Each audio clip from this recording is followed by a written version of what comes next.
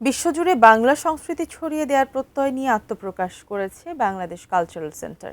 বিকেলে রাজধানী শিল্পকলা একাডেমিতে আয়োজিত এক অনুষ্ঠানে সংগঠনটির ইন্টারন্যাশনাল আহ্বায়ক কমিটি ঘোষণা করা হয়।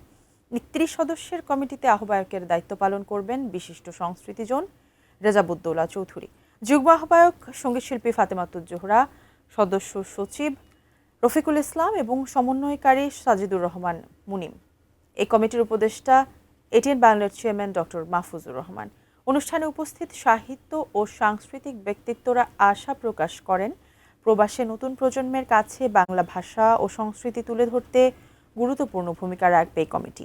আন্তর্জাতিক পরিমণ্ডলে বাংলাদেশের শিল্প সাহিত্যকে তুলে ধরতেও কাজ করবে বাংলাদেশ কালচারাল সেন্টার। বাংলাদেশে কোনোদিন আন্তর্জাতিক পর্যায়ে একটি ফেস্টিভ্যাল হয়নি।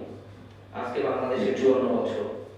আমরা বিভিন্ন আন্তর্জাতিক ফেস্টিভ্যালে যাই, প্রতি বছরই 4টা-5টা ফেস্টিভ্যালে যাই। ফাতেমা পাও গিয়েছেন, এত বড় ফেস্টিভ্যাল সোহেল গিয়েছে। এই বাংলাদেশ কালচার সেন্টারের আন্ডারে কিন্তু আমরা আগামী বছর একটি ফেস্টিভ্যাল করবো। ইতিমধ্যে আমরা যারা বসেছিলাম তারপর আজকে আবার সবাইকে কমিটি করার পরে আমরা ডিসিশন নেব যে কত তারিখ করা যায় কিভাবে। কারণ এখানে সবচেয়ে সুবিধা হবে, যেহেতু আমি